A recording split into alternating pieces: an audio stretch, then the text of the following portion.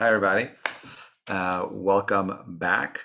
Um, we're here today to continue the conversation of King Solomon's book of Proverbs.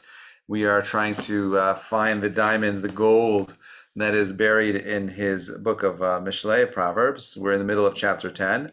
We're having a conversation over the last couple of weeks about, again, just trying to take his advice of becoming a greater human being, recognizing that so much of the challenges that we have in our lives are there to inspire us to become greater individuals. So in this week, he begins like this. He says, this is, we're in chapter 10, we're in verse 20. So he says, Kesef, right? Nivchar, Lashon Sadiq. This is where we ended off last week. He says that the tongue of the righteous is Kesef Nivchar Lashon Sadiq. The tongue of the righteous is silver. Lev Reshaim Kimat. But the heart of the wicked is worth very little. And we spoke about this idea that ultimately that people that are living a world of meaning, people that are living a world of righteousness, everything they say is so profound. We all know people that we trust. And those people that, who earn our trust are people that when they say things, you pay attention to those things. There's meaning there. But someone who's wicked, someone who's selfish, someone who's somewhat of a hedonist, they live in a world where it's very thin, everything they say. The tongue of the righteous these are the people who are, thinkers. These are people that have moral integrity. These are the people that are positive. And the heart of the wicked, these people are individuals that, they waste their time. You can't take them seriously. They're not dependable. They're not reliable.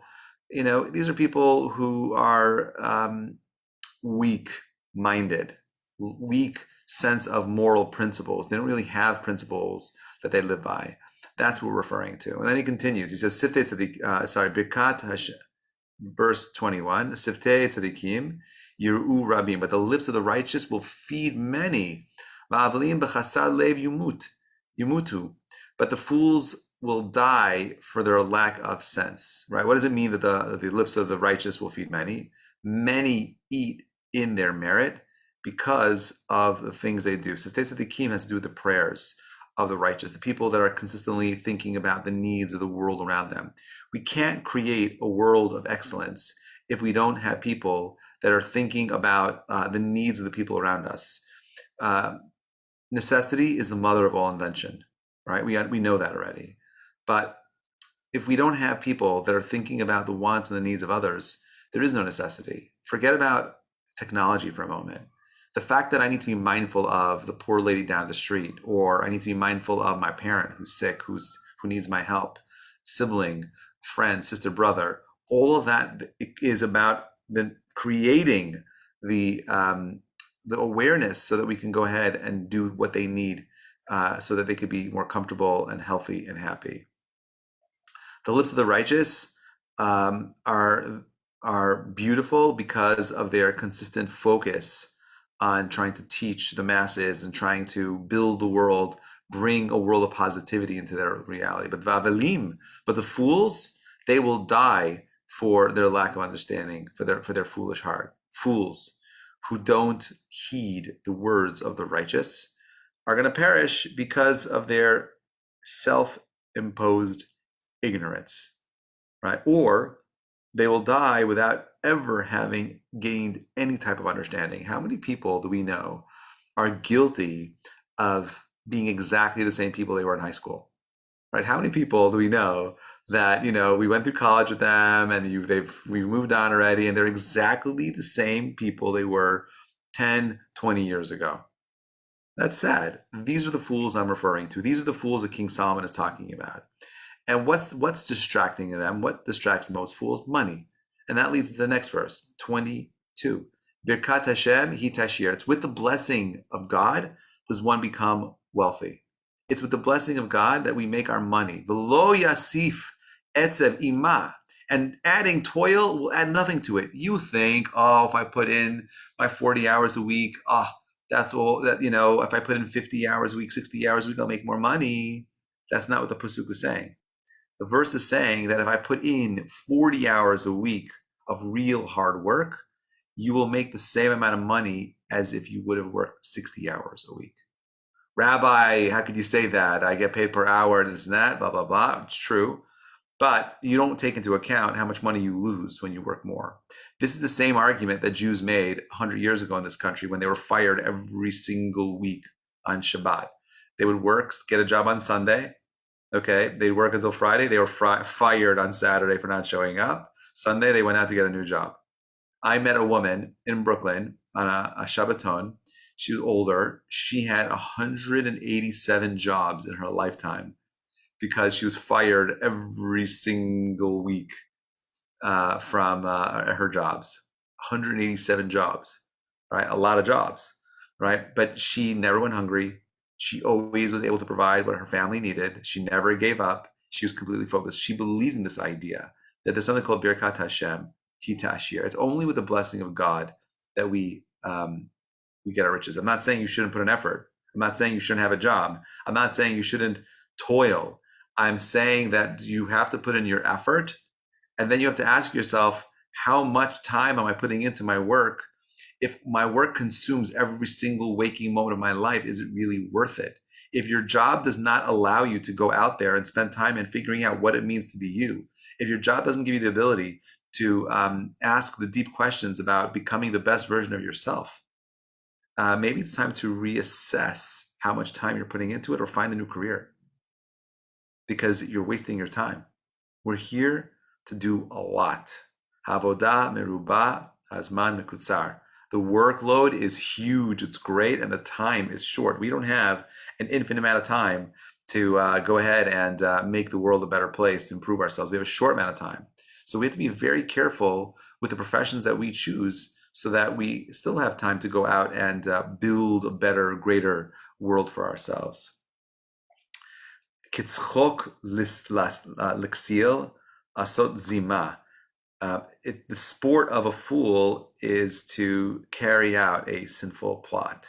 V'chochma le'ish tevuna. Wisdom for a man, so is wisdom for a man of understanding. Meaning, a sport to a man of understanding in his eyes is easy to do. You do what's easy to you. You do the things that are easy for you to go ahead and bring about. A fool who doesn't understand the gravity of his sin or immorality will see anything that he does as being trivial or even amusing, because that's the world he lives in. But the wisdom is like a sport of a man of understanding. Wisdom is like the sport of a man because he enjoys doing the right thing.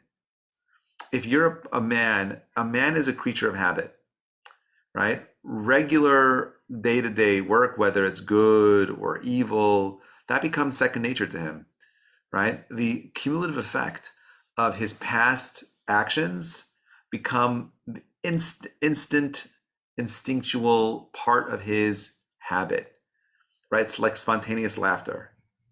Therefore, sinful actions are spontaneous to the fool, and wise actions of understanding and depth are spontaneous to a man of understanding. Who do you want to become? Do you want to become the person that is the fool? Are our actions reinforcing the best of us or the weakest of parts of who we are? Ask yourself that. Are we reinforcing the positive habits, or God forbid, the negative habits? Migorot rashahi tvuenu v'ta'avat tzadik yiten. The dread of the wicked man will befall him, but the desire of the righteous he will grant. Okay, so how do we understand this? The generation of the Tower of Babel, right? They were dispersed because they realized that even though they worked in unison together, their focus was on something completely evil, right?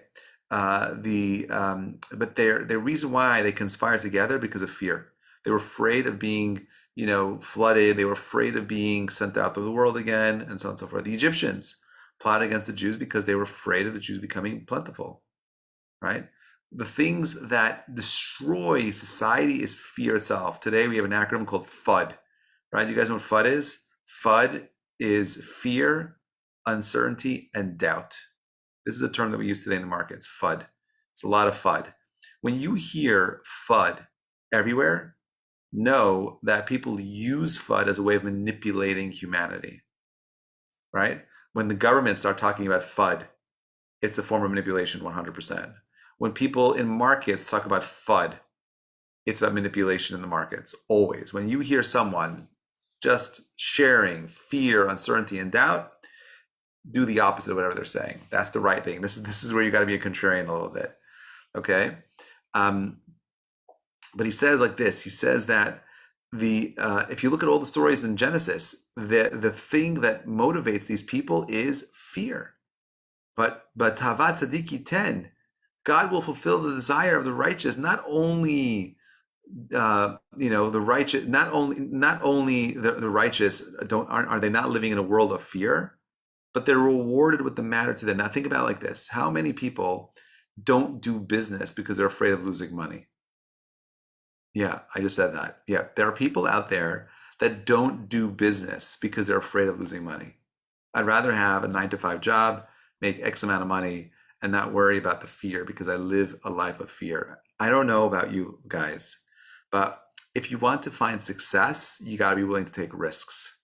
If fear is holding you back from accomplishing, if FUD is holding you back, no, that's your own psychological weakness. The people that are able to accomplish greatness in material success and even in spiritual success, they overcome the FUD.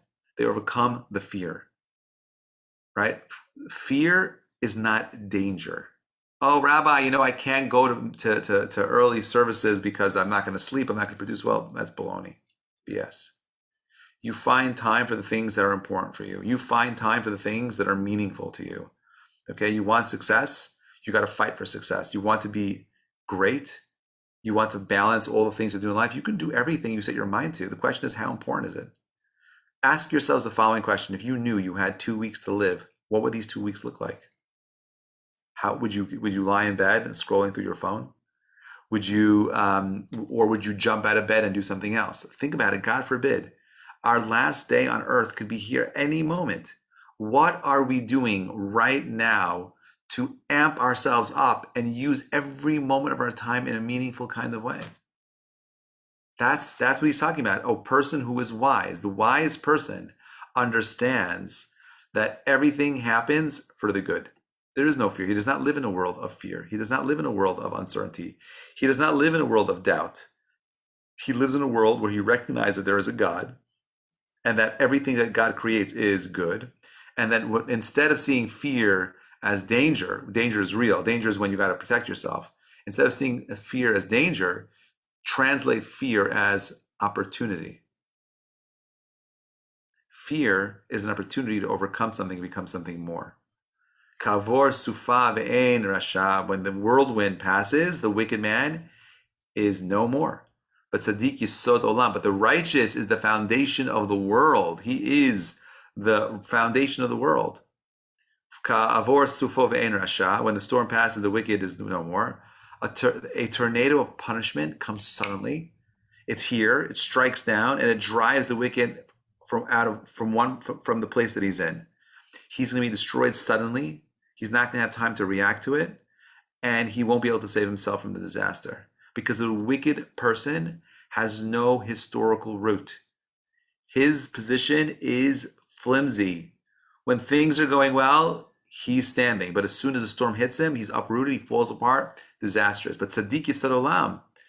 But the righteous is the foundation of the world. His foundation is eternal because it's based on his good deeds. Good deeds have deep roots, right? A righteous person is compared to the foundation of the world, which is immovable. You can't move the planet. And therefore, he'll be strong in times of trouble. He'll be able to protect other people around him because his foundation is a supporting wall for everyone. Even after his death, a righteous person's merit protects the world, right? The world continues to exist in the merit of one righteous person because he is the foundation of the world. Tzaddik of our verse is referring to a spiritual leader who teaches, who inspires his students to come closer to God. And by doing so, he causes his community to merit God's blessing. And in this way, he becomes the foundation of their good fortune. Now, I don't think this verse is definitely not talking about someone like me. I'm just a little nobody. But I'm trying to be a tzaddik yisod olam, trying to be a righteous man who is a foundation. Another way of interpreting this is like this. What is a foundation? A foundation is something that you build something upon. A foundation is something that you rest something on top of. If you want to become a tzaddik yisod olam, you want to become a foundation, the question is, are you willing to serve? Are you willing to allow people to, thanks Esther, I appreciate that. Are you willing to allow the people around you to lean on you? Are you willing to support? Are you willing to put into the hard effort into being a public servant where you're going out there nonstop, helping people all day long? It's hard, not easy. But if you are that kind of person that wants to be a foundation where you're not worried about people leaning on you, joining you on your journey, then you'll find yourself in that blessing of tzaddik yisod olam, the righteous man who is the foundation of the world. So he continues. He says, "Kichometz lashanim, v'ka'ashan le'enayim," like vinegar to the teeth, and like smoke to the eyes. Kain ha'etzel l'shlochav, so is the sluggard to those who sent him. Okay, what does that mean? Right? What's a sluggard? So just like a vineyard, it's just like vinegar irritates the teeth and smoke irritates the eyes. Laziness, okay? Laziness harms the one who depends on him to fulfill an assignment. Someone will suffer doubly if he sends a lazy person on a mission. Never send lazy people or uncommitted people to any task. The task won't be done. The sender will suffer a heartache, and when he learns the mission wasn't accomplished, he'll be even more upset. Right? Metaphorically, this pasuk is referring to a person who is lax in fulfilling his personal mission to fulfill God's commandments. He will cause him spiritual harm. You cannot allow laziness to define your reality. You need to be willing to push yourself outside of that reality to become something more. Yirat Hashem tosif yamim, ushnot reshayim tiktzarena. The fear of God will add days, but the years of the wicked will be shortened. I don't think I need to explain this pasuk. I think it's pretty simple. Anyone who has fear of God, right? One who has fear of God is going to merit a long life. Well, on one level, because God's going to protect him, and on another level, because he's living a life of boundaries. He's living a life of meaning. He's living a life where every moment is an opportunity to go ahead and do big things. But the Shanot Rashayim Tiktzarena, but the years of the wicked will be shortened because of their sins, because of his worry and fear. We know that worry and fear weaken a person, right? Worry and fear ages people, and it definitely quickens their death. But someone who lives with fear of God, right? He's going to live longer because every single moment is an opportunity to use that time to achieve something more. He's not living in a world of fear. He's living in a world of opportunity, my friends, a world of opportunity. And a guy or a girl who lives in a world of opportunity, he sees the world in a way where every moment is about taking care of myself. I don't want to die. I want to live. I want to do more. But someone who lives in fear, he doesn't want to take care of themselves. He's lazy, doesn't want to do anything. It's an attitude, right? Verse continues. I want to keep going until I finish this. I want to move a little faster. The expectation of the righteous will result in joy, but the hope of the wicked will be lost. Eventually, right? The expectation of the righteous, whatever they want to do, their mission will be realized. You will succeed. If you're a righteous person, you will find yourself standing in success because you're disciplined enough to get there. But for the wicked, right? All hope is lost.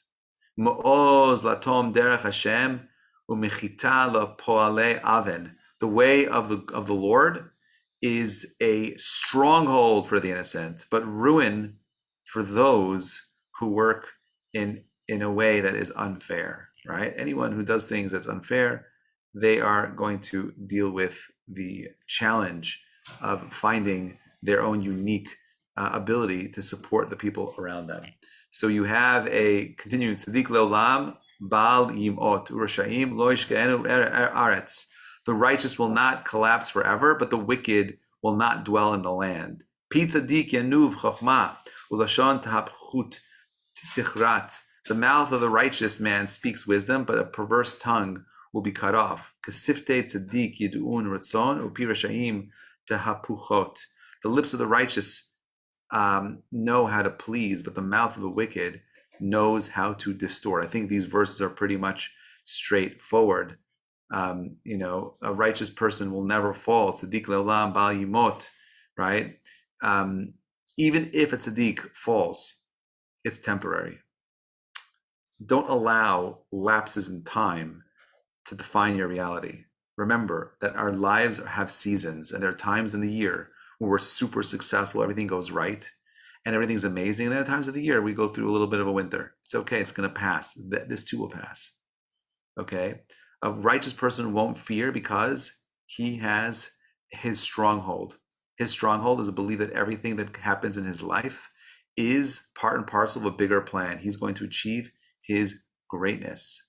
Pi tzaddik yanuv chokhmah, the mouth of the righteous one speaks wisdom, right? A righteous person is compared to a tree. A tree produces leaves and fruits. Even though the fruit is its main product, right? It's the essence of the tree. The leaves provide shade to protect the fruit from the sun. So too, a righteous person, right? He produces both leaves and fruits. The leaves represent his speech in everyday mundane matters, like the leaf that never withers, right? That speech is valuable since the sages tell us that even the mundane conversation of a Torah scholar requires study. The fruit represents their Torah discussions, right? I know this is true for my rabbis. Like I have certain rabbis that I want to speak to them every single moment because even like conversations like how's the weather or what's happening in politics is always so deep and so enlightening because they live in a world of wisdom. They live in a world where they want to achieve that level of success and clarity. So this ends the 10th chapter of Mishlei. And God willing, next week we're going to start the 11th chapter. So let's put this into perspective. What did he say today? Okay, a couple of things. One is that righteousness is tied into living a life of calm bliss. When you don't have that righteousness, when you're living in a world where you're doing whatever you want, because there is no God, there is no system, that's living in a world of fear and uncertainty. I don't live in a world of fear and uncertainty. I live in a world knowing that if I put in my effort, I'm blessed. I know that if I put in my time, no matter what I do, I'll be rewarded financially in a physical way. I know that when I put in my effort to, accomplish whatever it is I want to accomplish, if my intentions are noble and righteous, I'll succeed no matter what. This is what King Solomon's saying. Forget the conventional wisdom of work, play, hard. There is a world where you can do everything, where you could work hard, make a lot of money, and have a lot of fun, but not at the expense of ignoring yourselves. When I say ignoring yourselves, I mean ignoring the parts of you that you need to develop as individuals. We each have a vision of what it means to be the best version of ourselves. Please never give up on that belief. The word for hope in Hebrew is tikva. The root word of tikva is kav. Kav is like a line, right? How do you have hope? The only way we have hope is by having a vision in our mind's eye of where we're going to be in 10 years from now, where we're going to be in 20 years from now. If you give up on that vision, you're not going to have any hope. You want tikva? You got to have a kav. You have to have a line into the future. Have that vision, and you, my friends, will be staring down holes of success. Have an amazing night. Look forward to continuing, God willing, next week with the 11th chapter of the book of Mishlei. Thanks so much for listening. Have a great night, everybody.